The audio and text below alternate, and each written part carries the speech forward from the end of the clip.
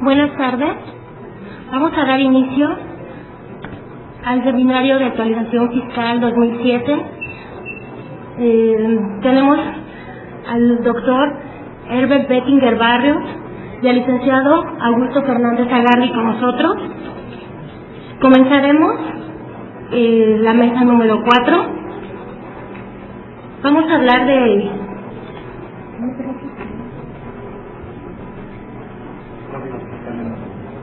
Código Fiscal de la Federación. Y comenzamos con el doctor Herbert Bettinger Barrios. Es licenciado en Derecho de la Universidad de Anáhuac, especialización en Finanzas Públicas por la Universidad Nacional Autónoma de México, estudios de maestría por la Facultad de Derecho de la Universidad Nacional Autónoma de México, Instituto Panamericano de Alta Dirección en Empresas IPADE, especialización en amparo por la Suprema Corte de Justicia de la Nación. En el extranjero, International Tax Program, nivel maestría, Universidad de Harvard. Tiene especialización en doble imposición internacional y en integración empresarial por la Universidad del Sur de California. Finanzas públicas, nivel doctorado, Universidad del Sur de California. Su experiencia laboral es en Secretaría de Hacienda y Crédito Público en el Departamento de Estudios Especiales, dictaminador, Secretaría de Hacienda y Crédito Público, Servicios al Contribuyente, asesor del Departamento de Autorizaciones. En la Secretaría de Hacienda y Crédito Público, Administración Fiscal Región Metropolitana, asesor de la Administración Fiscal. En la Secretaría de Hacienda y Crédito Público, subdirector de Secretaría de Hacienda y Crédito Público. En la Secretaría de Hacienda, subdirector de Servicios al Contribuyente, subdirección de Servicios al Contribuyente. Es titular de la maestría en Derecho Fiscal por la Universidad de Anáhuac, titular de la materia de Derecho Fiscal en el Instituto Tecnológico Autónomo de México, Instituto Tecnológico Autónomo de México en el Diplomado de Impuestos. Da la cátedra del Código Fiscal de la Federación actualmente en el Instituto Tecnológico Autónomo de México. Algunos de sus estudios publicados son el Fideicomiso de México para el Desarrollo de la Adquisición de Inmuebles Urbanos, periódico El Nacional, Reformas Fiscales de 1974, en la revista del Tribunal Fiscal de la Federación, El Contribuyente ante los medios de defensa administrativos, Los recursos administrativos en la revista de Contaduría Pública, Resolución automatizada de recursos administrativos y consultas en materia fiscal de la Tesorería del Distrito Federal. Cedemos la palabra al doctor Bettinger. Buenas tardes. Quisiera agradecer la oportunidad de dirigirme a ustedes sobre esta materia que es la materia fiscal y precisamente lo que viene siendo el Código Fiscal. En términos generales tenemos una reforma para el 2007 que va en contra de todos los supuestos que escuchamos en la campaña de nuestro actual presidente. Él dijo que iba a generar inversión, la reforma fiscal inhibe la inversión, dijo que iba a generar empleos e inhibe también la generación de empleos. Y eso lo podemos ver en varios artículos reformados de las leyes impositivas, las cuales tocaré en mi presentación dividida en dos partes, brevemente algunos aspectos del Código Fiscal de la Federación. Después el licenciado Fernández Agardi me complementará al respecto. Y en la segunda parte de mi presentación son las inconstitucionalidades más importantes al paquete de reforma fiscal.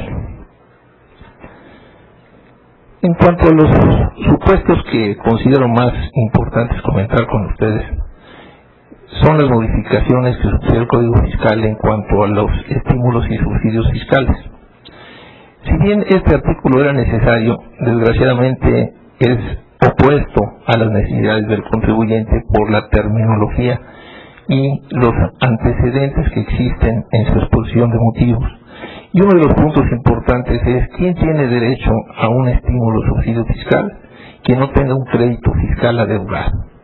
El término crédito fiscal es tan amplio que si nosotros observamos el artículo 2 del Código Fiscal de la Federación, que nos habla de las contribuciones, y nos vamos a sus 4 fracciones de contribuciones, nos vamos a encontrar que posiblemente porque ustedes deban la tenencia de su automóvil, esa empresa no tenga derecho a un subsidio. Desgraciadamente no lo acotaron.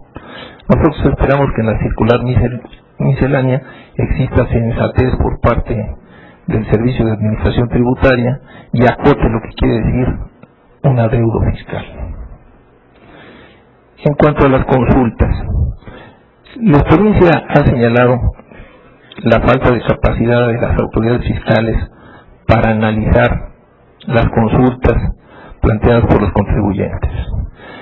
Sin meterme a que la consulta es un derecho de petición constitucional y yéndome más a la parte tributaria, les diría que la consulta es indispensable en muchos de los casos por parte de los contribuyentes cuando pretenden hacer una operación.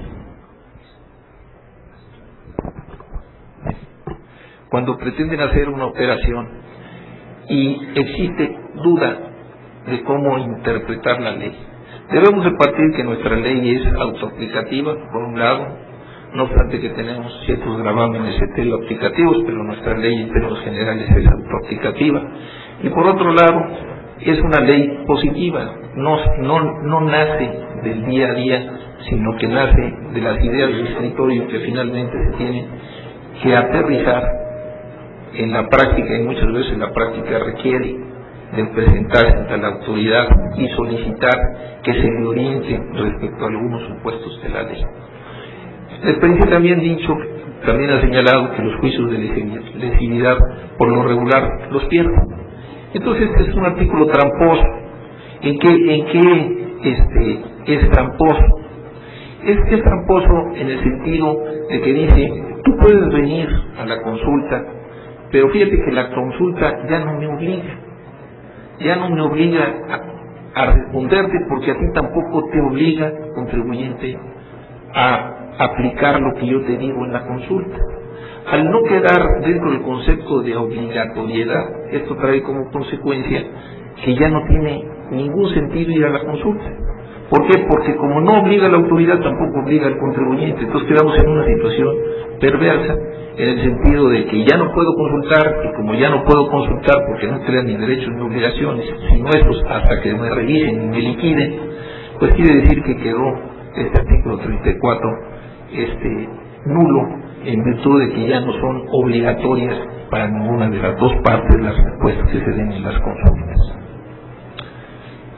En revocación de resoluciones favorables, hace un momento decía, los juicios de lesividad por lo regular los pierde la Secretaría, en este caso el Servicio de Administración Tributaria.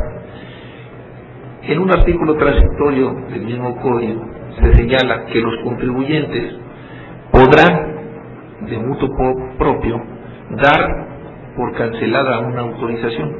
Y esto es con la finalidad de que cuando se da una autorización, y esa autorización el día de mañana es controvertida en la vía administrativa en un proceso de la revisión, pueden llegar a presionar al contribuyente para que se desista de esa autorización, la anule sin efectos retroactivos.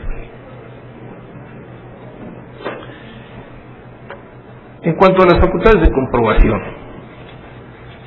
entendíamos que cuando me revisan, ejemplo, el ejercicio 2005, y tengo pérdidas que vengo yo arrastrando de ejercicios anteriores, la autoridad pedía ciertas aclaraciones de dónde provienen esas pérdidas, pero eran ciertas aclaraciones. Este artículo ya permite que cuando existan pérdidas de ejercicios anteriores, las autoridades pueden ejercer sus facultades de revisión a esos ejercicios donde se generaron las pérdidas que yo vengo amortizando. A mi juicio es un verdadero exceso, pero menos mal existen los medios de defensa cuando eso sucede. Esta es una pena, esta modificación. ¿Y por qué es una pena? La autoridad fiscal tiene un año para revisar y por lo tanto emitir su acta parcial final. Sin embargo, ha considerado siempre que un año es muy poco tiempo. Y ustedes recordarán que venimos de 5 años a 3 años, a 18 meses, a 12 meses, a 6 meses con ampliación de 6. Bueno, la autoridad siempre ha peleado que nunca le alcanza el tiempo para poder revisar a un contribuyente. Sistemas fiscales más pequeños que el de nosotros, con menos capacidad económica e inyección de financiamiento, como viene siendo Colombia, cierra las auditorías en 3 meses. Si en 3 meses no puede determinar un crédito fiscal, queda concluida esa revisión y la autoridad no puede volver a revisar. Si nosotros nos vamos a Brasil, Brasil tiene 6 meses y si en 6 meses no emite crédito fiscal, no puede volver a revisar ese ejercicio. Nosotros tenemos 1 año, pero como 1 año es muy poco, viene discrecionalmente la facultad de la autoridad, que si en el proceso de revisión y cuando se acerca al acta parcial final se da cuenta que hay alguna anomalía, anula esa revisión, tiene derecho a emitir una nueva orden y empezar. ¿Qué quiere decir esto? Que si ya tuve 11 meses, ya conozco al contribuyente y me doy cuenta de que muchos supuestos no observé en mi revisión de esos 11 meses, la doy por terminada y empiezo otra nueva. ¿Qué quiere decir esto? Que tengo 11 meses más 12 meses más por delante. También existen medios de defensa cuando esto se presente, pero es una verdadera pena esta reforma a este artículo. Como ustedes saben, la autoridad tiene derecho a revisar la actuación del contribuyente mientras que no le caduquen sus facultades. Y eso se llaman 5 años. Nosotros entendíamos que la autoridad, mientras que no le caduque, tiene derecho a revisar esos ejercicios las veces que considere convenientes. Este es un buen artículo, porque dice, espérate, te detengo. Tú podrás volver a revisar un ejercicio siempre y cuando sean por partidas diferentes, no las mismas partidas. Esto ya nos da cierta garantía de que la autoridad, cuando revise y liquide un ejercicio, no lo podrá volver a revisar o liquidar a menos que se trate de supuestos diferentes y obviamente no le hayan caducado sus facultades. Ahora, espérenme tantito porque vamos a empezar.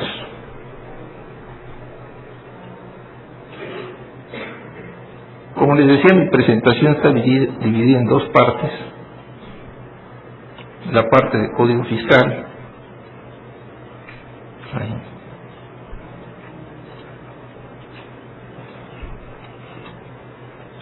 y la segunda parte, que son aspectos de inconstitucionalidad.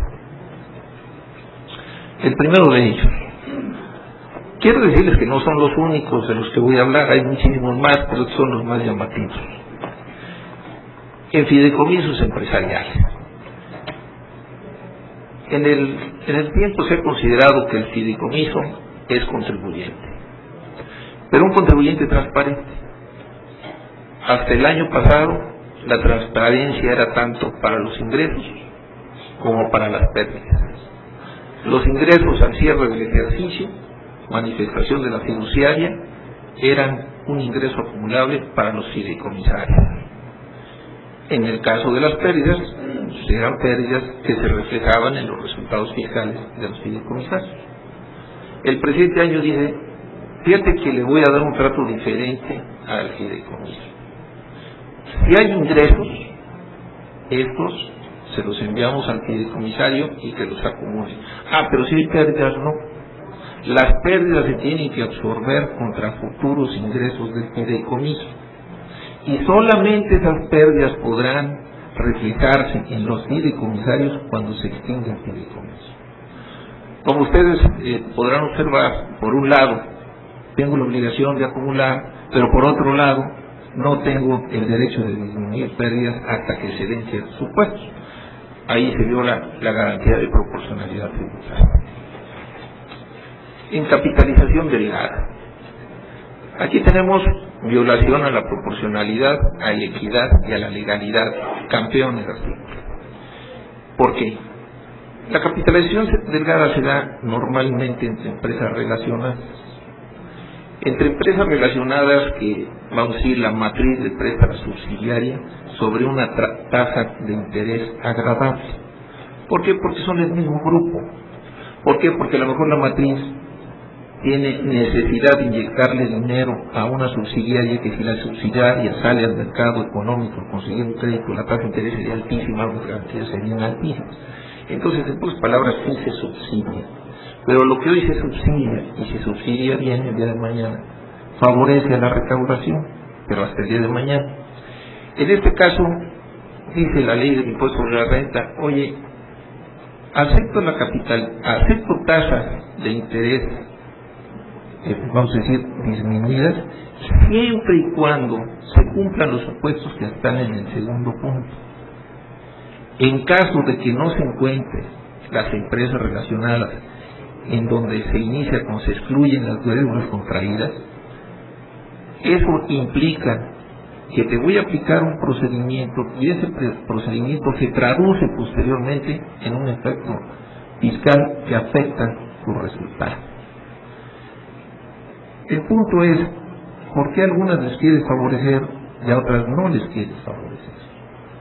Si vamos a hablar de capitalización delgada, que sea a todas las empresas, pero no nada más traten de castigar algunas de estas empresas. En la disminución de pérdidas, aquí hablamos de fusiones y escisiones. Cuando yo parto o sumo, se dan las proporcionalidades de los ingresos y de las pérdidas. Sin embargo, si yo cambio la posición accionaria de los anteriores accionistas con los nuevos, se me castigan las pérdidas. Donde confundimos al accionista con la empresa. Una cosa es la empresa y otra cosa es el accionista. Y aquí pretenden darle un trato igual al accionista de la empresa cuando son dos entes jurídicos totalmente diferentes. Se viola el principio de proporcionalidad. En cuanto a casa habitación, disminución, yo puedo dejar exento en la venta de mi casa habitación hasta 1.500.000 UDIs, a menos que yo tenga más de 5 años viviendo en esa casa habitación donde el límite de 1.500.000 UDIs no hace tope. ¿Por qué la limitación? Como ustedes saben, desde hace muchos años estamos esperando que el SAT tenga su plataforma informática. Cada año entendemos que esa plataforma informática nunca la va a llegar a tener porque tiene demasiados errores. Nosotros como UTAM hemos intervenido muchas veces en su outsourcing y cada vez lo reprobamos porque no está ni medianamente listo para que entre en su aplicación. ¿Qué resulta de todo esto? Que como la autoridad no puede verificar y fiscalizar, es mejor eliminar las posibles deducciones que tienen los contribuyentes. Nosotros actualmente tenemos una tasa del 28%. Esa tasa del 28%, si nosotros hablamos y la comparamos con la americana de 35% o con cualquier europea que oscila en los 60%, diríamos que 28% es una muy buena tasa para el país. Pero es una tasa muy alta para el país. ¿Por qué? Porque no tenemos deducciones. Prácticamente no existen deducciones en nuestro país. Entonces hace una tasa del 28% prácticamente tributada sobre el bruto, no sobre el neto. Cuando hablamos del 35% americano, aproximadamente el 8% de los contribuyentes la pagan. Todos andan por abajo del 35%, porque la gama de deducciones es muy amplia. En el caso de la casa habitación, ¿por qué se está limitando a 1.500.000 euros? Existía una planeación fiscal muy burda, pero existía la planeación fiscal, que cuando empezaba un desarrollo inmobiliario, los desarrolladores y sus familiares compraban, vamos a decir, lo que no existía todavía en maqueta, y empezaban a enviar a la dirección donde iba a estar ese desarrollo inmobiliario la correspondencia. Cuando terminaban de construir, el precio que le pusieran estaba libre de impuestos porque es casa habitación, y al ser casa habitación estaba exento. Como la autoridad no tenía los suficientes elementos para ir a verificar y fiscalizar, mejor lo limito a 1.500.000 UDIs. Eso quiere decir que si me van a falsear la información o me van, por su caso, a evadir el impuesto, pues que el impuesto no se da. tan fuerte como pudiera ser si los dejaba exentos. Aquí tenemos equidad tributaria. Seguros contratados. Lo que contraten en el extranjero, bienes siniestros, y me paguen es un ingreso acumulable. Si lo hacemos con una empresa aseguradora mexicana, no sería un ingreso acumulable. Señores, si hablamos del 100% de los seguros que hay en el mercado, nuestras aseguradoras no tienen ni el 20%. Ustedes pretenden asegurar una embarcación en México, no se puede. No hay aseguradora. Un coaseguro, no hay coaseguro, hay que ir a una extranjera. Obviamente, pues esto es violatorio de la garantía de equidad. ¿Por qué si contrato con el extranjero me es acumulable y cuando no? Yo entiendo que se quiere favorecer a las aseguradoras mexicanas, y qué bueno, pero siempre y cuando estemos en igualdad de circunstancias de poder asegurar lo que sea necesario con aseguradoras extranjeras. El impuesto al activo, campeón, la reforma. Se considera que se presentaron cerca de 15,000 amparos. ¿Quién sabe cuántas empresas estén amparadas? Porque en un amparo de un grupo que consolida, que puede ser 50, pues es un solo amparo, pero representa 50 autoridades. 50 empresas. Es increíble que un impuesto que es complementario al impuesto sobre la renta, y complementario quiere decir manzanas y manzanas, peras y peras, lo lleven a una tributación sobre el impuesto sobre la renta tributa sobre el neto y el impuesto al activo se pretende tributar sobre el bruto. De una tasa de 1.8 a 1.25 sobre bruto se viene pagando más impuestos. Y aquellos que tienen impuesto por recuperar de IMPAC, porque vienen pagando ya impuestos sobre la renta, lo más probable es que les caduque parte de lo que podían recuperar. ¿Por qué? Porque las bases se van acortando. Y al acortándose la base, implica que mucho del impuesto por recuperar se va quedando, y en 5 años lo que no se recupera, caduca. El 1.25 es grave para tributar sobre el bruto, aparte de que viola la proporcionalidad. Yo no dudo que estos amparos se ganen siempre y cuando la Corte quiera hacer justicia, porque tenemos muchos asuntos rezagados en la Corte, como el inventario que lleva para 3 años y todavía los ministros no saben qué hacer con ese caso. Claro está que los que son sobre inventarios no afectan tanto a la población como estos. Aquí afecta la inversión extranjera, la inversión nacional, el crecimiento de las empresas y la generación de empleos. Antes de terminar, y debido a que estoy aquí en el instituto, le comentaba yo al licenciado Fernández Agardi la pobreza de muchos de nosotros los abogados. Muchos de esos amparos se vendieron en 5,000 pesos. La institución de amparo vale 5,000 pesos. Es una pena lo que estamos haciendo nosotros los abogados, vendiendo un medio de defensa tan importante. Todos requieren de un peritaje en 5,000 pesos. Todavía hay posibilidad de ampararse por los que no se han amparado. La primera etapa ya terminó, pero hay 15 días posteriores a la fecha del primer pago provisional, que debió de haberse hecho hace unos días. De ahí está corriendo otra etapa de amparo, otro plazo para poderse amparar, y el tercer plazo es cuando la autoridad revise y liquide. Pues muchas gracias.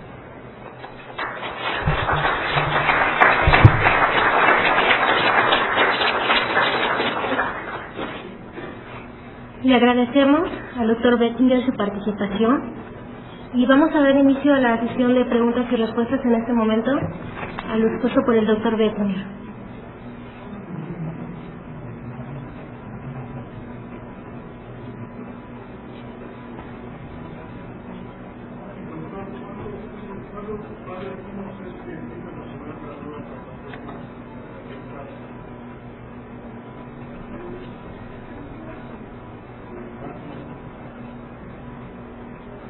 Interpreta mi silencio.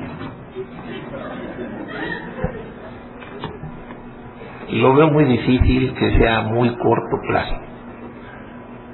el ingeniero Zuviría, jefe del SAT, ha hecho un verdadero esfuerzo, pero se encontró un lenguaje, se encontraron más de 8 lenguajes en el SAT, que había que hacer un solo lenguaje, de ahí no han podido pasar.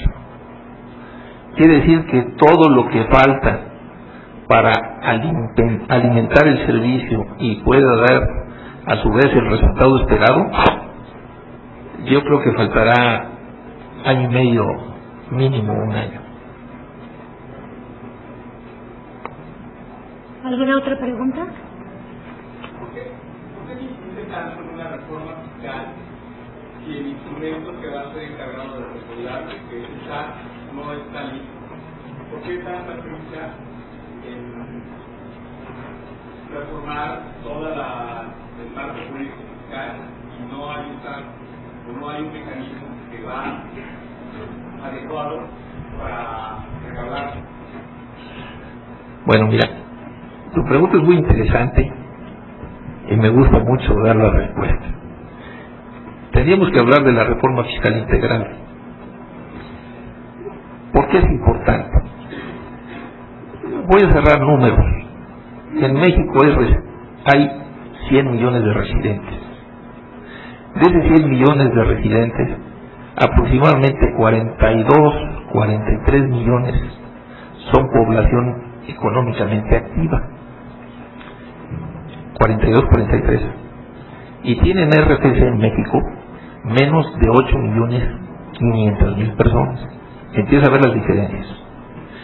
Si esos 8.500.000 yo les sumo los que están dados de alta en el ISSSTE y en el Seguro Social, sabiendo que a lo mejor me duplico o me triplico, a esos 8 les tengo que sumar 12, llego a 20 millones contra 43 que están fuera del sistema.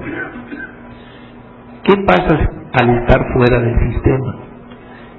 Que la recaudación ya no alcanza. La recaudación, si bien 8.500.000 la viene pagando, viene subsidiando hasta los 40, la diferencia a 43 millones que están en la población económicamente activa, más la diferencia para llegar a 100 millones. Por lo tanto, el sistema fiscal que tenemos ya no aguanta. Cuando tú haces un presupuesto y tienes 100, son 100, no son 101. Te tienes que quitar a uno para darle al otro. Y así no puedes tener un país. Sé muy bien que no hay cantidad que alcance, pero por lo menos que trates de que te alcance. Lo que tenemos ya no alcanza. Tan no alcanza que somos ante el mundo totalmente ilusos en considerar que nuestra recaudación es muy amplia, cuando nosotros metemos dentro de la recaudación los precios del petróleo y los consideramos como parte del aspecto de generación fiscal totalmente indebido. Si quitamos eso, la OCDE continuamente repite que tenemos un gran aparato, una gran nación, pero que no recaudamos, y tienen toda la razón. ¿Qué quiere decir reforma fiscal integral? Reforma fiscal integral quiere decir que tienes que recaudar más en forma equitativa y proporcional, pero por otro lado tienes que crear un servicio de administración tributaria que sea un verdadero servicio y que te atienda no como contribuyente sino como cliente, por un lado. Por otro lado, que sea lo suficientemente, lo que tú recaudas sea lo suficiente, nunca va a ser todo, pero lo suficiente para que se refleje en la finanza pública y la finanza pública pueda derramar esa riqueza en el bienestar social. ¿Pero qué requieres? Si tú sumas ahorita todo lo que pagas de impuesto al mes, te va a dar un infarto, porque vas a andar sobre el 70-75% de peso que ganas. El impuesto sobre la renta, los IVAs que pagas, los derechos que pagas, los dietos que pagas y también los locales que pagas. No es posible que las cosas sigan así. Tienes que dar un paso muy importante. Hablar de una reforma en el impuesto sobre la renta no es viable en este momento. ¿Por qué? Porque no conoces a la población económicamente activa. Pero necesitas una recaudación. Pero una recaudación a la ley ya. Y el único supuesto instrumento tributario que te puede dar una recaudación inmediata es el IVA. El IVA está satanizado, pero el estar satanizado implica que no puedes poner tú a los alimentos y medicamentos el 15%, pero sí puedes poner el 1.5 o el 0.5% o el 2%. No necesitas tener una tasa general del 15%. Los países europeos llegan a tener hasta 9 tasas de IVA. Si nosotros vemos en los Estados Unidos, tiene hasta 3 tasas de IVA. Y nosotros tenemos la del 10. ¿Qué caso tiene tener en la frontera norte? En la frontera sur, pues, a lo mejor todavía aguanta unos años. ¿Por qué tienes que tener una tasa cero? ¿Y por qué tienes que tener unos exentos? Cero y exentos implica elusión fiscal. La tienes que cerrar. Y eso te va a dar una recaudación inmediata. Pero al mismo tiempo tienes que bajar la tasa del 28%. La tasa del 28%, si de por sí hoy es alta, sería demasiado gravosa, mucho más gravosa, si empiezas a determinar el IVA a medicamentos y medicinas. Alimentos y medicamentos. Tendrías que bajar. Si nosotros hablamos de un IVA al 1% en alimentos generales, que a lo mejor es muy alto en algunos, y en medicamentos, la tasa debería de estar al 21% para personas físicas y para empresas en el 26%. Es indispensable hacerlo. Y por otro lado tienes que irte a la Ley Federal de Derechos, porque hay muchos derechos que no cobran, que es necesario que cobres, que no es que los estés subsidiando, sino que no sabes que se deben de cobrar, que sean denominados actualmente como los derechos verdes, no porque vayan al Partido Verde, sino que son los derechos propios de la ecología. Entonces es indispensable llevarla a cabo. ¿Cuándo la van a llevar a cabo? Cuando se siente el Ejecutivo con el Legislativo y la iniciativa privada. El costo político es el costo de la nación. No puede ser el costo del Ejecutivo, ni de los diputados, ni de los senadores. Si así lo quieren ver, este país jamás va a tener una reforma fiscal.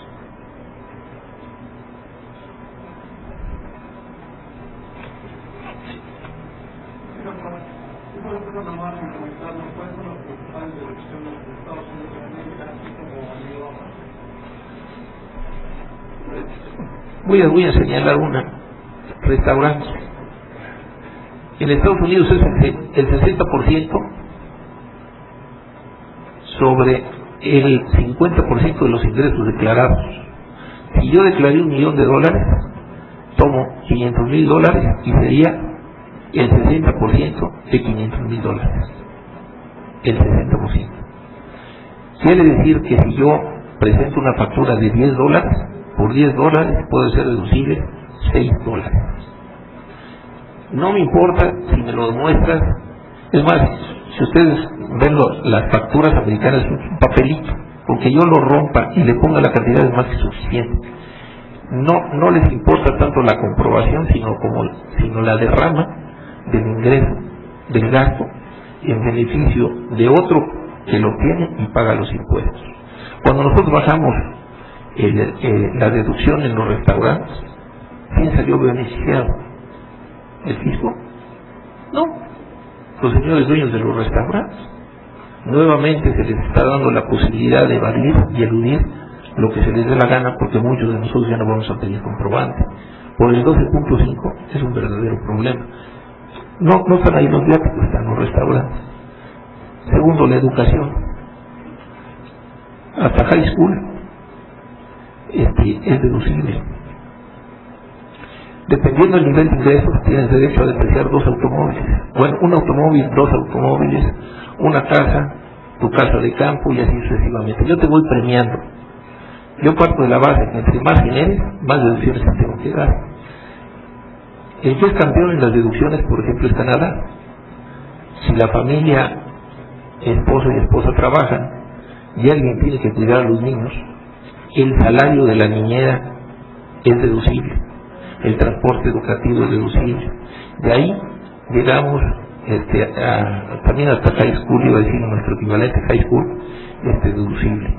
Y en Europa también la educación es muy importante, prácticamente deducible, y en ocasiones especiales hasta la educación universitaria.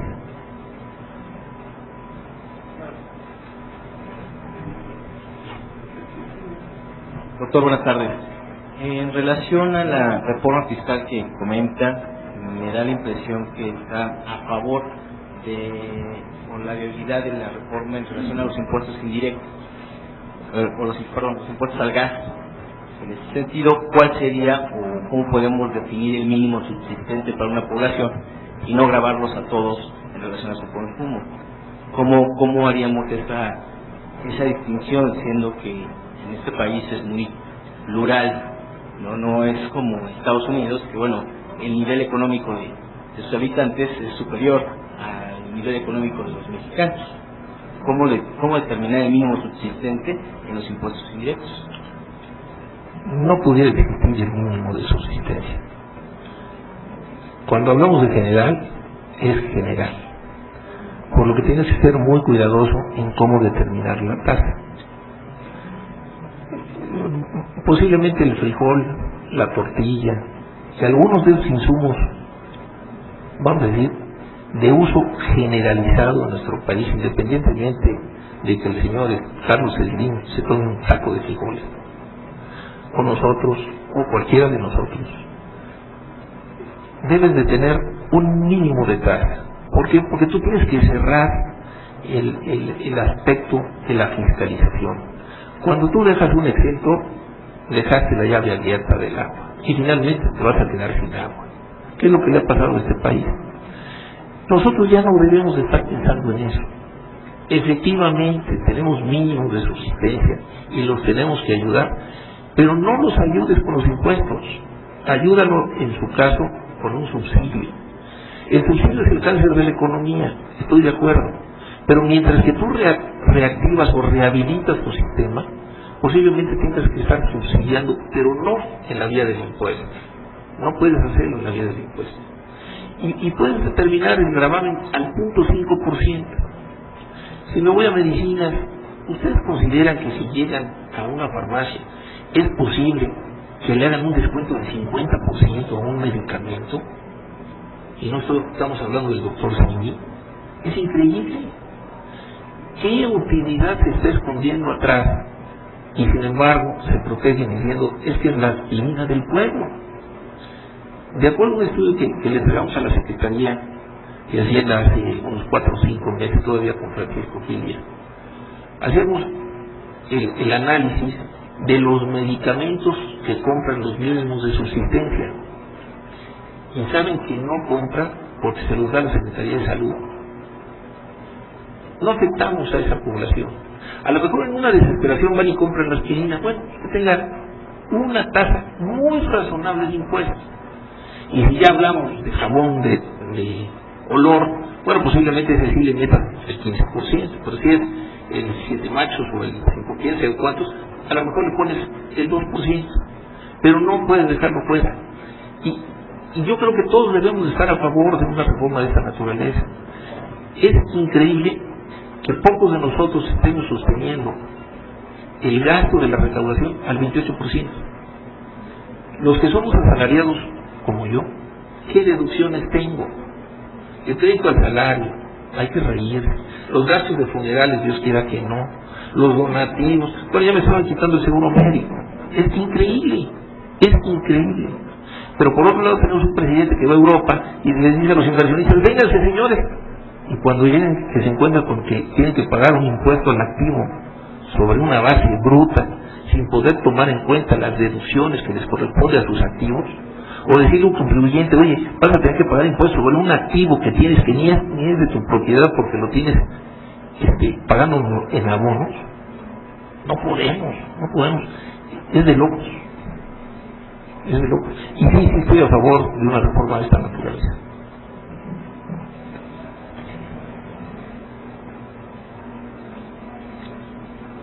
Buenas tardes. Mi pregunta va encaminada a lo siguiente: ¿cómo es posible tener ahorita una reforma fiscal o darle una salida a esto si prácticamente ahorita hay un impasse ahorita se habló de lo que es el IVA, exenciones, tasa cero, que de una u otra forma hay una ilusión fiscal. De la otra forma también se habla que para aumentar la recaudación y para que realmente haya una reforma fiscal se requiere elevar las tasas. Pero si de antemano sabemos que en el corto plazo esto no va a ser posible, porque cualquier reforma que se haga en ese sentido inmediatamente, tanto los que son los partidos políticos, PRD específicamente y el PRI, la van a echar hacia atrás. Entonces prácticamente estoy viendo aquí una visión catastrófica, ¿no? ¿Hacia dónde vamos? Porque prácticamente estamos en un impasse. Pero ¿qué se va a hacer o qué se debe de hacer o cuáles son las proposiciones para precisamente salir de ese impasse? No hay reforma en este caso, precisamente por eso, porque estamos atorados y ahí nos hemos quedado.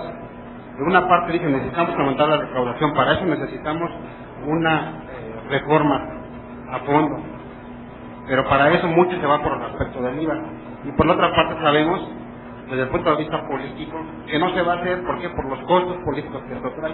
Entonces prácticamente estamos ni para allá ni para acá, estamos atorados. Entonces en ese sentido, ¿cuáles son las proposiciones o quién es en este caso que va a entender que debemos ir a fondo cuando realmente estamos viendo que no lo hay ni de una parte ni de otra? Lo vas a entender cuando quebremos al país. Ojalá que no lleguemos. Hace una semana más o menos estaba yo sentado con unos diputados. Estos diputados representan al sector de autotransporte. Y francamente les dije, ¿para qué vamos a perder el tiempo, señores? ¿Ustedes están dispuestos a ceder sus bases especiales de tributación ante una reforma fiscal integral? Me dijeron, a ver, explíqueme. Les expliqué por qué. Y me dijeron, no, nosotros no estamos dispuestos a cederla. Pues la respuesta fue, señores diputados, vamos a tomarnos un café a otro lado, porque no tenemos nada que discutir. ¿Cuántos procedimientos especiales existen en México? ¿Ustedes saben cuánto? ¿Cuántas bases especiales y procedimientos, vamos a decir, no generales existen en nuestras leyes impositivas? 83. ¿Ustedes creen que un país se puede manejar con 83 sistemas fiscales diferentes? No se puede. El costo político es el costo político del país, es lo que yo decía, tiene que ser el Ejecutivo, los legisladores y la iniciativa privada. Si no lo entienden así y alguien quiere comprar el precio político, ¿saben quién lo va a comprar? Nadie. ¿Y cuándo va a tener que llegar una reforma de esta naturaleza? Cuando este país quiebre. ¿Y a cuánto estamos? Muy cerquita estamos. ¿Cuántos años nos quedan de reservas petroleras? Nada más vean eso. Nuestro Producto Interno Bruto, señores, cada vez es declinante. Ya no aguanta. Es increíble, pero eso va a pasar. Si el costo político no es de todos, no hay reforma fiscal. Oye, ¿la reforma fiscal va a salvar al país? No, tampoco. Pero sí le va a dar elementos para poder nivelar el barco y posteriormente flotar. Ahorita vamos un poquito de pique y al ratito nos picamos. Señores, yo me tengo que retirar porque tengo que tomar un vuelo a las 7. Ojalá que pronto me inviten y platicamos de esto que me encanta. Y espero tener más elementos ahora que estoy tratando de coordinar en un aspecto muy pequeño, pero coordinar lo que será la futura reforma fiscal integral. Muchas gracias.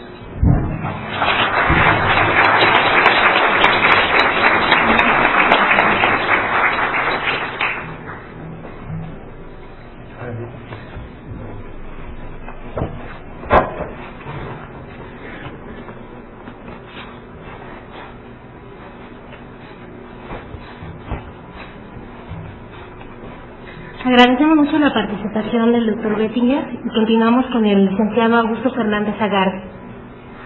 Es licenciado en Derecho egresado de la Universidad Veracruzana, es socio director del bufete de abogados de su mismo nombre y asesor fiscal de diversas corporaciones públicas y privadas, miembro de la Barra Mexicana Colegio de Abogados, miembro del Colegio Nacional de Profesores de Derecho Fiscal y Finanzas Públicas, miembro de la Asociación Fiscal Internacional, expresidente de la Academia Mexicana de Derecho Fiscal, Su experiencia laboral es abogado consultor de la Secretaría de Hacienda y Crédito Público, subdirector de difusión fiscal de la misma Secretaría, administrador fiscal regional de Occidente de la Secretaría de Hacienda y Crédito Público, abogado de varias firmas de contadores públicos. Es catedrático de la División de Estudios de Posgrado de la Facultad de Derecho de esta universidad. Ha sido catedrático en el Diplomado de Derecho Tributario del Colegio de Contadores de México, catedrático en el Diplomado de Derecho Tributario del Instituto de Investigaciones Jurídicas de la UNAM. Le ha sido otorgado el reconocimiento a la trayectoria del Fiscalista 2006 por la Fundación Orozco Felgueres. Sus libros, entre otras publicaciones, tiene Comentarios y anotaciones del Código Fiscal de la Federación y sus actualizaciones, La defensa fiscal y usted, El impuesto al valor agregado en la empresa constructora, El régimen de la transición del impuesto sobre la renta de la empresa constructora. Cedemos la palabra al licenciado Augusto Fernández Agar. Gracias, Galleta. Buenas tardes. El tiempo ha caminado y en este momento debieran estar escuchando ya a otros expositores. Por ende, para no quitarles el tiempo a ellos, yo voy a tratar de ser breve. Traigo una presentación que no vamos a utilizar porque el tiempo está pasando. Me voy a concretar en 4 temas y espero ser práctico.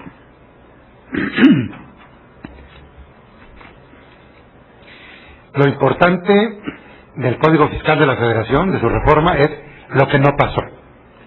Eso es lo importante.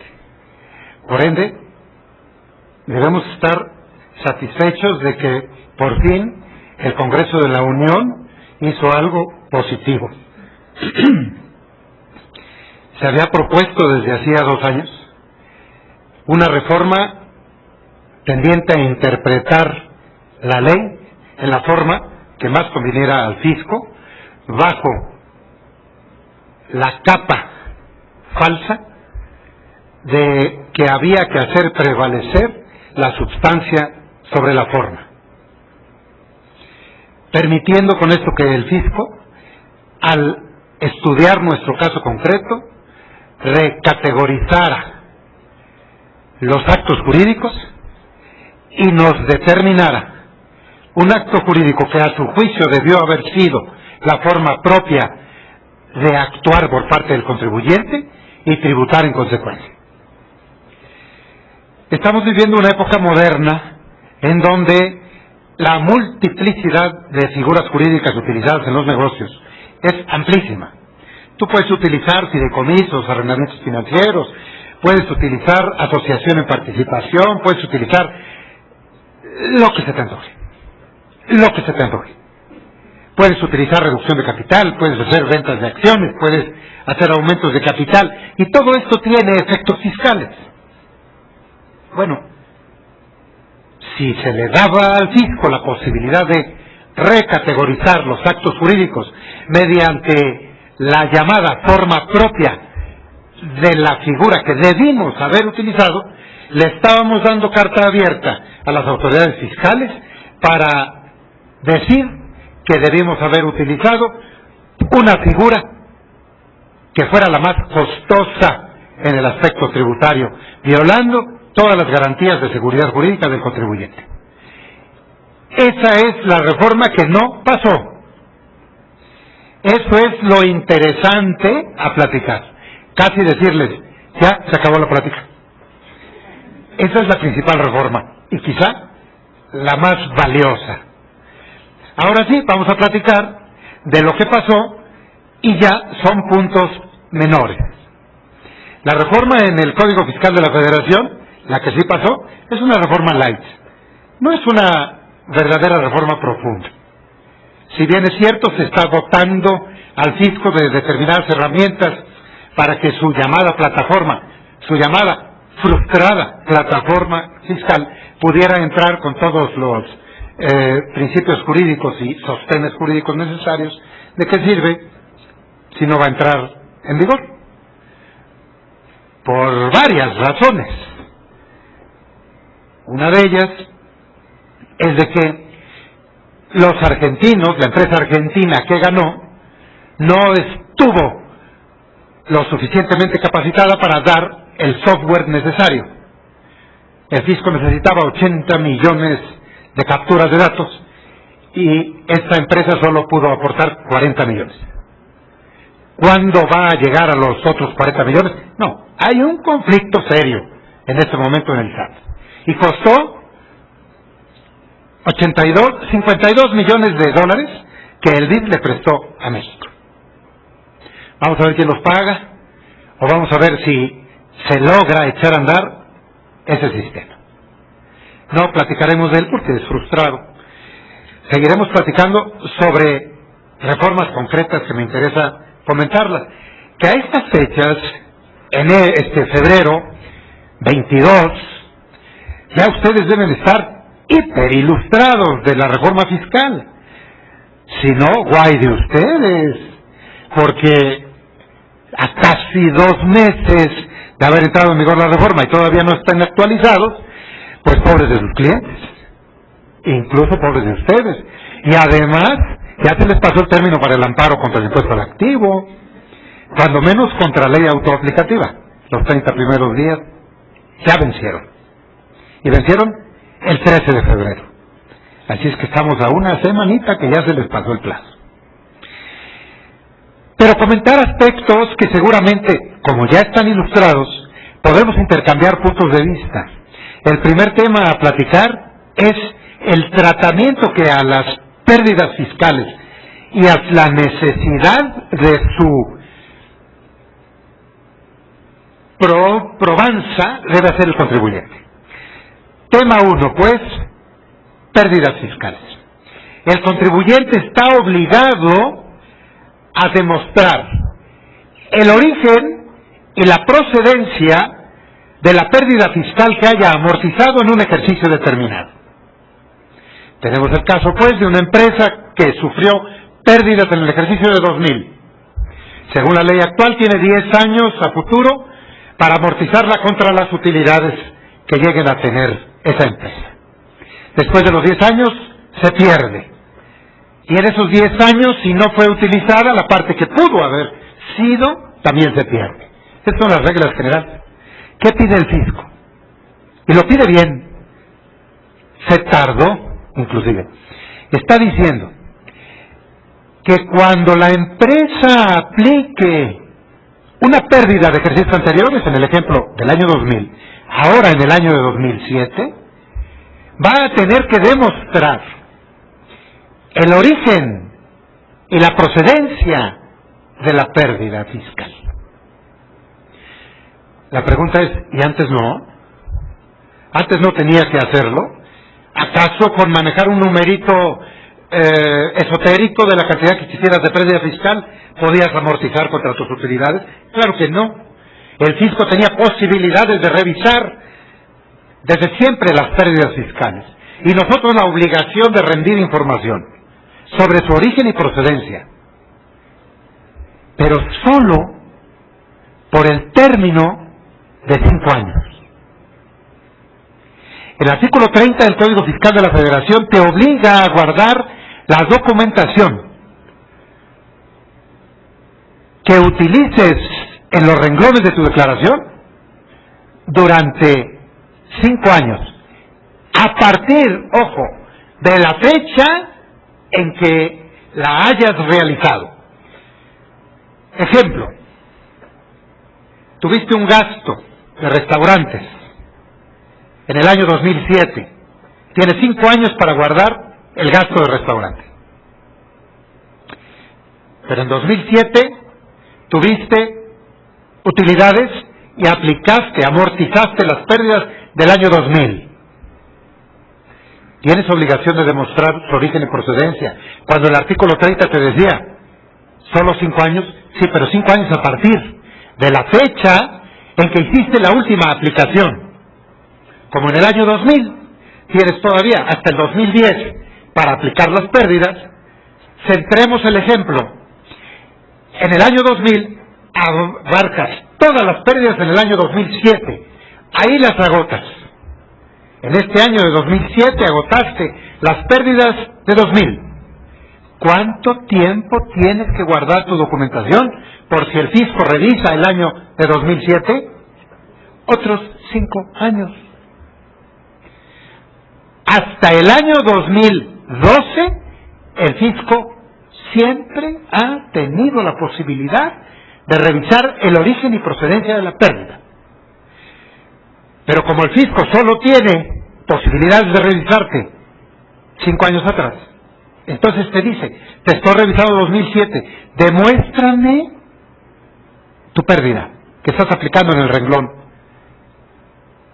Y le decías antes de la reforma, aquí está mi declaración de 2000, en donde reflejo la pérdida generada.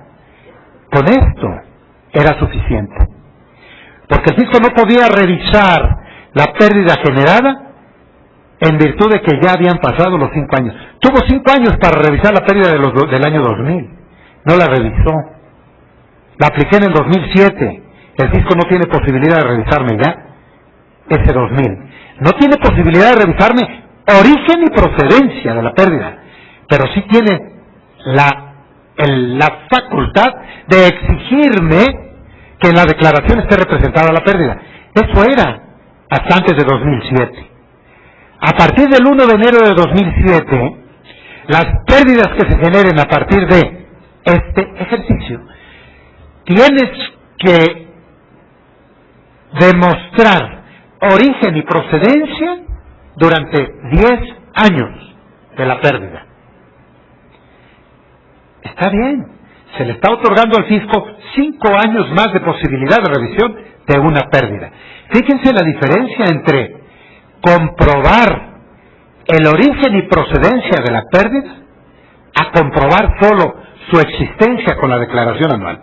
La diferencia es total. Ahora sí, señor, tienes que guardar tu contabilidad completa del ejercicio en que hayas generado pérdida durante 15 años, no 5. ¿Por qué 15 años? Porque a partir de 2007 tienes, cuando amortices la pérdida, demostrar lo que pasó en 2007. ¿Y cómo demuestras una pérdida en el impuesto sobre la renta? Con ingresos menos deducciones. ¿Y cómo demuestras ingresos y deducciones? Con toda tu contabilidad. Ergo, si sufres pérdida a partir de 2007, a guardar toda tu contabilidad por 15 años. Ese es un primer aspecto digno de comentar. Segundo aspecto digno de comentar en la reforma fiscal para 2007, las consultas. El fisco, que está muy tecnificado en sus funcionarios, y mientras más nivel tienen los funcionarios, más técnicos son, no se les puede subestimar, son más técnicos, no se chupan el dedo. Y promovieron una reforma para anular lo que yo llamo la tercera vía de defensa, la consulta y sus consecuencias. La consulta en materia fiscal era un mecanismo que te permitía abrir nuevamente el ámbito jurídico, aunque ya hubieras consentido los hechos. Les puedo poner una docena de ejemplos, pero solo les voy a poner uno para no cansarlos. Existiendo una jurisprudencia definida por la Suprema Corte que ampara exclusivamente a los que se fueron al juicio, y desde luego a los que, estando en un juicio natural, la invocan como aplicación obligatoria por parte de los tribunales federales, y siempre y cuando no hubieran consentido con la ley, podían tener oportunidad para ser protegidos por la jurisprudencia definida por la Corte. Sin embargo, la evolución de la jurisprudencia y la evolución de las circunstancias jurídicas nos permitían hacer lo siguiente. SAT, te vengo a solicitar esa confirmación de criterio. ¿Verdad que debo hacer el cálculo del reparto de utilidades a mis trabajadores con base en el artículo 10 de la Ley del Impuesto sobre la Renta? Y el fisco te dice, claro que no. Es con base en el artículo 16 y antes el artículo 14. Ya te aplicaron la ley. Hay jurisprudencia definida del Pleno de la primera y la segunda sala de que el reparto de utilidades a los trabajadores debe determinarse con base en el artículo 10, que es la utilidad gravable al que se refiere la Constitución. Oye, pero tu empresa había venido pagando el reparto de utilidades con base en el artículo 14 o 16. Acto consentido. Imposible irte al amparo indirecto. Pues vete a la consulta. Que te apliquen otra vez la ley. Y al aplicarte la ley, provoca que por la vía de la legalidad te vayas al Tribunal Federal de Justicia Fiscal y Administrativa, alegues que el artículo 14 o 16 en su caso han sido declarados inconstitucionales e invocas la aplicación obligatoria de la jurisprudencia de la Corte conforme el 193 de la Ley de Amparo, y el tribunal está obligado a aplicarte la jurisprudencia. Ya lo lograste con la consulta. Hubo una etapa de incertidumbre porque el Tribunal Fiscal te decía, a ver, pero estoy viendo el ejercicio y me parece, por la prueba pericial contable que ofreció la autoridad, que ya habías consentido con la ley. Aunque esta haya sido declarada inconstitucional, no la combatiste en tiempo y en consecuencia no procede ni en el juicio de nulidad. Y los tribunales colegiados, algunos dijeron, tienes razón, ya no procede la aplicación de la jurisprudencia, es extemporánea, y otros dijeron, sí procede. Llega el asunto a la Corte y la Corte dice, en una interpretación evolutiva de la Constitución y de las normas que rigen al amparo, es menester que el principio de relatividad de las sentencias de amparo sea superado.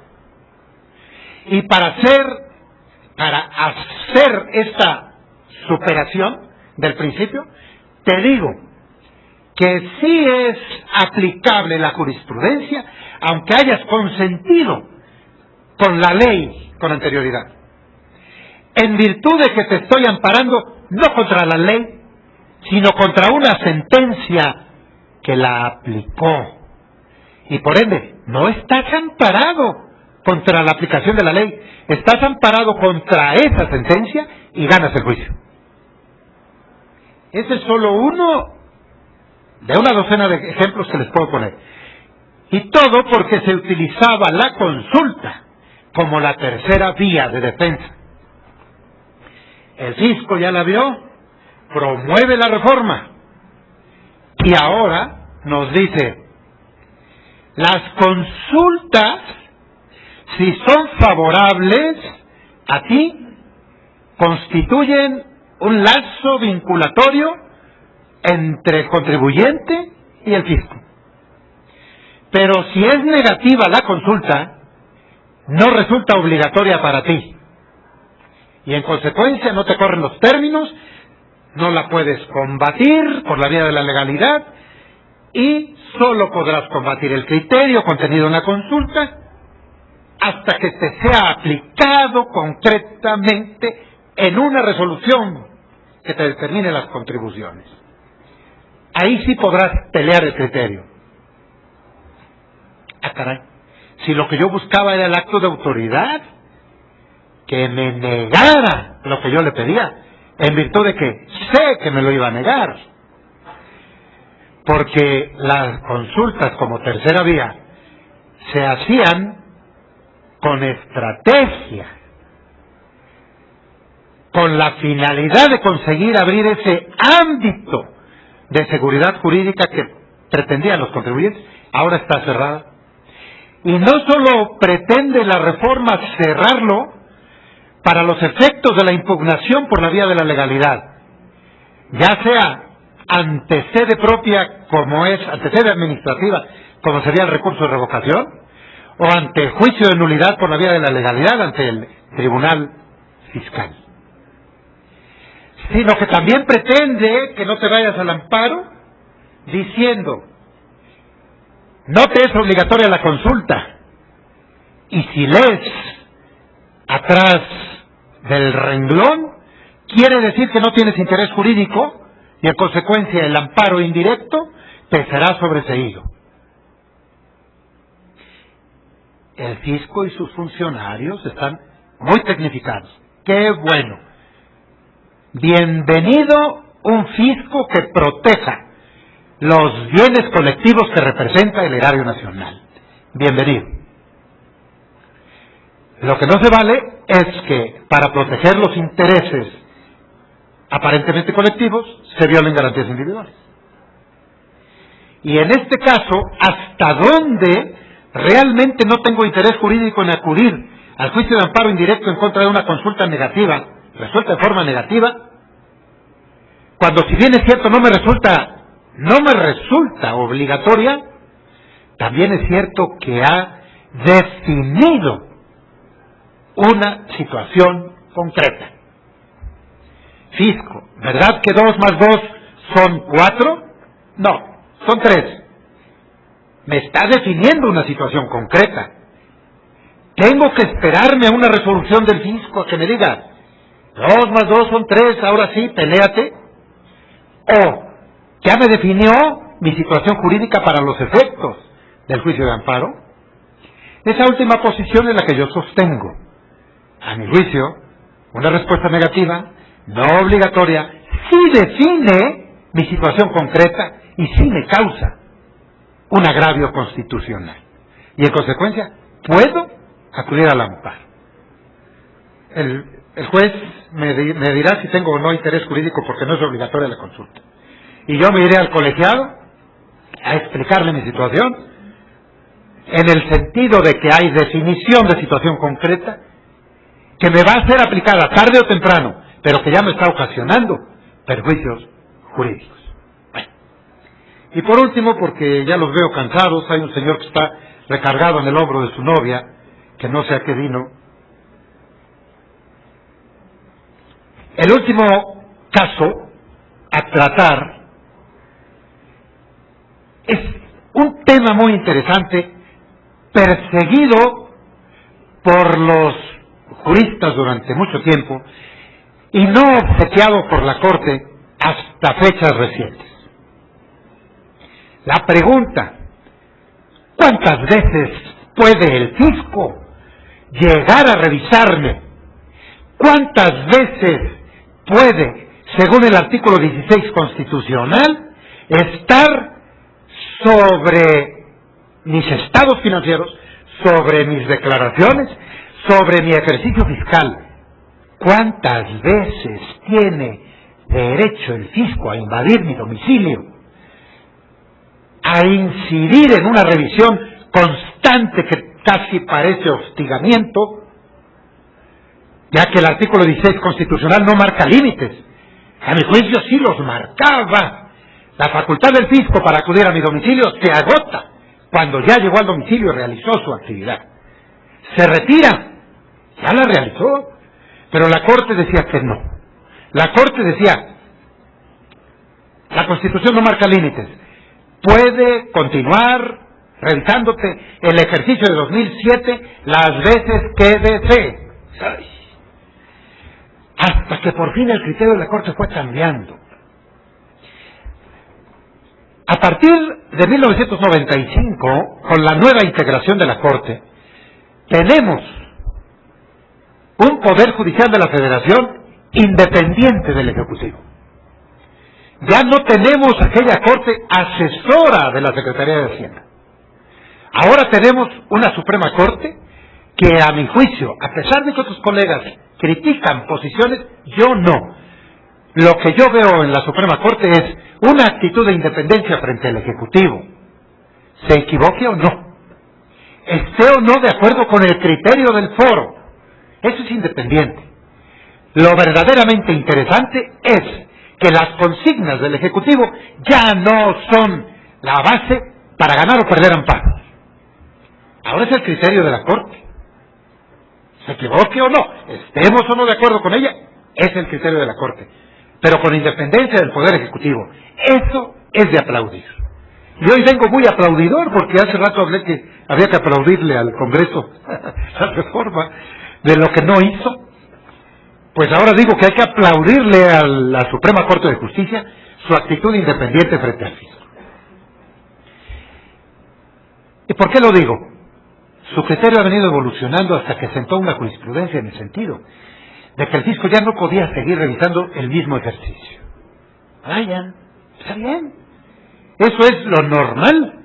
Si ya el fisco llegó a revisarme, ¿por qué me vuelve a revisar? El fisco promueve una reforma en donde dice, efectivamente, no te podré revisar de nueva cuenta el ejercicio, a menos que aparezcan hechos diferentes. Y estos hechos diferentes deben estar sustentados, 1, en información de terceros, o documentación de terceros. 2, en renglones específicos no revisados con anterioridad. Y 3, en datos que tú proporciones en tus declaraciones complementarias. Bueno, así sí se vale. Tienes una auditoría, se les está venciendo el término, pidieron información al extranjero por los tratados para evitar la doble tributación en su cláusula especial de información. El fisco norteamericano está obsequiando, pero se tarda, hace la revisión al banco mediante el órgano homólogo de la Comisión Nacional Bancaria mexicano, y se tarda en remitir la información y se le pasa el plazo al fisco. Esa auditoría debe ser cerrada. ¿Ok? ¿Ya? El fisco no te puede volver a revisar. Pero llegó la información 2 o 3 o 6 meses después. Llegó la información del extranjero. El fisco puede volverte a revisar el mismo ejercicio porque ya tiene los datos de terceros. Tampoco se trata de maniatar al fisco. Tampoco se trata de quitarle las pistolas. Se trata de otorgarle facultades, las pistolas al fisco para combatir a la evasión. No se trata de quitárselas, pero también se trata de que lo ejerza conforme la protección a las garantías individuales del contribuyente debe de hacerse. Por eso, qué bueno, ya llegó la información del extranjero, abre otra vez la auditoría y defiende a ese contribuyente, está bien. O bien, conforme la ley federal de derechos del contribuyente, tú tienes derecho a presentar declaraciones complementarias. Las presentas aun cuando estés en la auditoría, y eso te está abriendo una enorme puerta de defensa. La Ley Federal de Derechos del Contribuyente tiene esa virtud en esa parte, fuera de que es repetitiva de muchos artículos del Código. Esa parte es muy importante porque, señores, a mí me ha pasado en la práctica profesional que te dice el fisco, te dice el cliente, el contribuyente, te dice, fíjate, tienen razón en lo que me están diciendo, pero es que también hay una partida, un gasto, una pérdida cambiaria, que mis auditores no hicieron valer en la presentación de la declaración. Pues este es el momento de hacerla valer. Y presentas una declaración por corrección y le dices al fisco, tú tienes razón en esa parte, pero yo tengo razón en esto, y te la opongo ante tu última acta parcial de auditoría, y te defiendes con eso. Antes te decían, no, declaraciones por autocorrección solo en lo que te perjudique, solo en lo que te haga pagarme impuestos, como autocorrección en lo que te beneficie. Bueno, independientemente de que lo hacíamos en lo que nos beneficiaba también, pero había que litigarlo después. Ahora con la ley de derechos del contribuyente lo puedes hacer valer, claramente. ¿Qué pasa si ya levantaron la última acta parcial? ¿Qué sucede si tienen que hacer valer lo que dice tu declaración y ya concluyó su auditoría?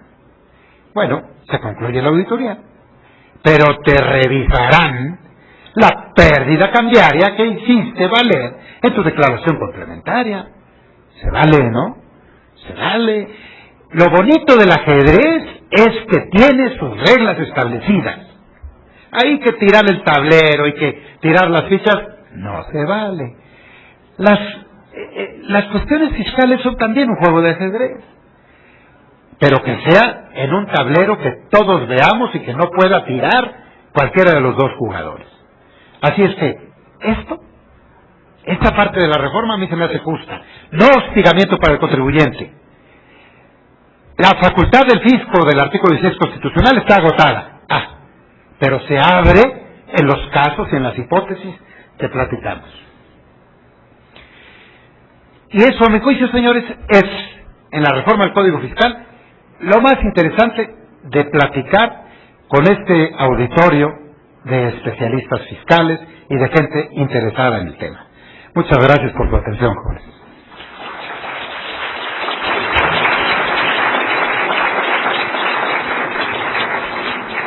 Agradecemos al licenciado Augusto Fernández Agardi y comenzaremos la sesión de preguntas y respuestas.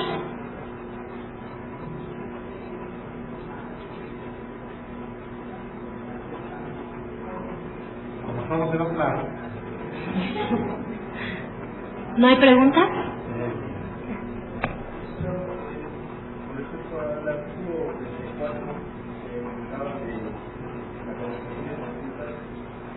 ¿Cómo podrían defender respecto al caso de la oposición? Y ahora ya no hace mención a la negativa fixa de la autoridad por el...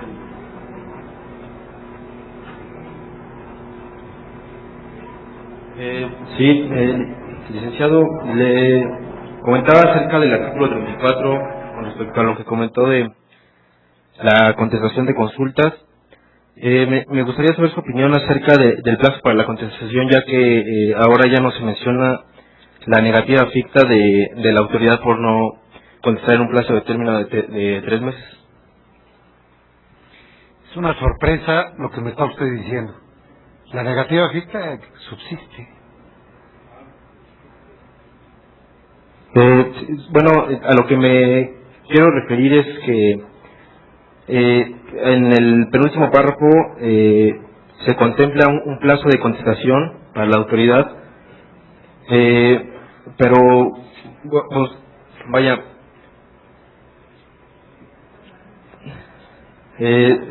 no hay una obligación a la autoridad para realizarlo. Entonces, no sé si... Oiga, el artículo 37 subsiste, yo no veo dónde está basando usted su punto de vista.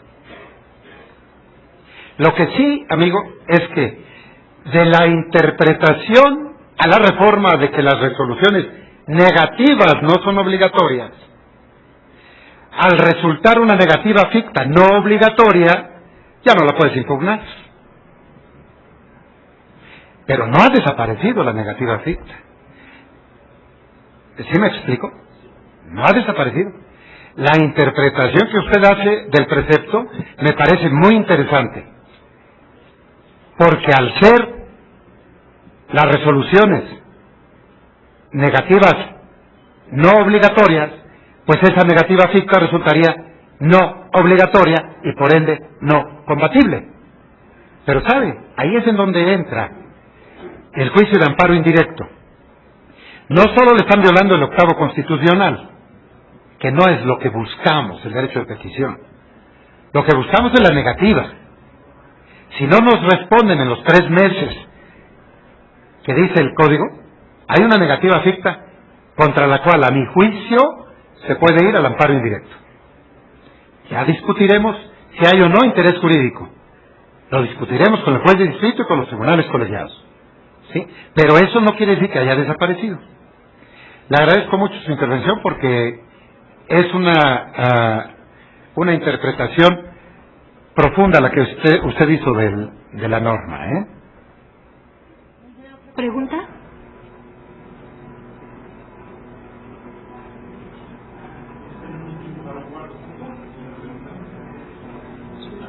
Sí.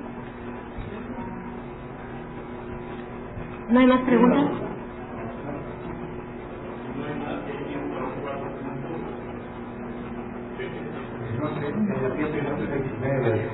Bueno, entonces damos por terminada esta mesa. Agradecemos al licenciado Augusto Fernández Agardi su participación en este seminario y le damos su reconocimiento.